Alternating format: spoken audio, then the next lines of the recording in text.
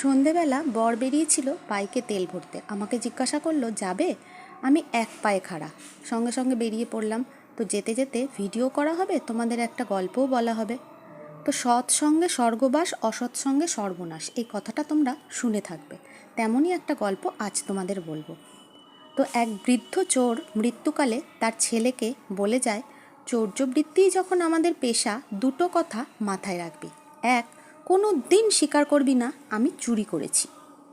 আর দুই, কোনো ধর্মস্থানে গিয়ে কোনো দিন বসবি না, প্রভুদের প্রবাদ প্রবচন শুনবি না। এই দুটো কথা বলে বৃদ্ধ মারা যায়। তার ছেলেও চুরি করে। তো একদিন তার ছেলে জমিদার বাড়িতে চুরি করতে গেছে। চুরি করতে গিয়ে সব চুরি করার পর কিছু না নিয়েই তাকে বেরিয়ে আসতে হয়েছে, কেন কি সে ধরা পড়ে গেছে। তো পাহারাদাররা তাকে ছুটতে ছুটতে ছুটতে ছুটতে পিছু নিয়েছে, সেও ছুটছে, পাহারাদারও ছুটছে। ছুটতে ছুটতে সে এক আশ্রমের কোণায় জায়গা পেয়েছে লুকোনোর।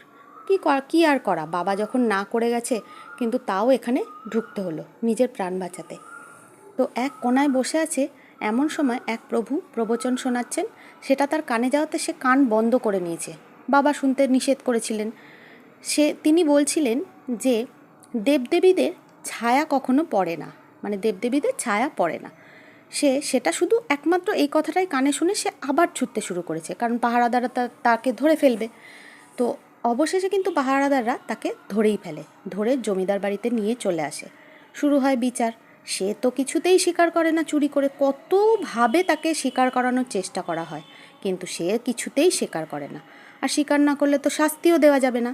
তাকে একটা ঘরে বন্দি করে রাখা হয়, জমিদারবাবু বন্দি করে রাখে।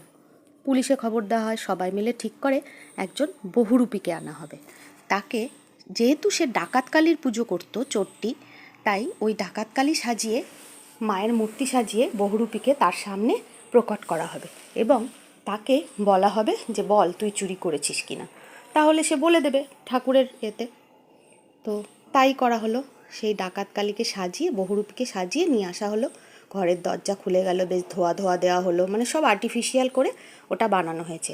সেই বহুরূপী মা সেজে তাকে বলে, বল তুই চুরি করেছিস। সে বলতেই যাবে, এমন সময় সে ছায়া দেখতে পায়। তখন সে বুঝতে পারে তাকে ফাঁসানো হচ্ছে। তখন সে বলে, না মা, আমি চুরি করিনি, আমাকে মিথ্যে অপবাদ দেওয়া হচ্ছে। তখন আর কি, তখন জমিদারবাবু ভালো মানুষ, তাকে ছেড়ে দেয়। তাকে ছেড়ে দেওয়ার পর তখন সে বেঁচে যায়। কিন্তু সে ভাবে, একটা মাত্র কথা সেই মন্দিরে গিয়ে আমি শুনেছিলাম, তার জন্য আমার প্রাণটাই বেঁচে গেল, আমাকে কেউ কিছু করলো না। সে আবার মন্দিরে যেতে থাকে। যেতে যেতে যেতে যেতে সে একসময় চৌর্যবৃত্তি ছেড়ে দেয়, সে ভালো হয়ে যায়। তো তাই সৎসঙ্গে স্বর্গবাস, অসৎসঙ্গে সর্বনাশ। সে মন্দিরে যেতে যেতে চুরিটাই ছেড়ে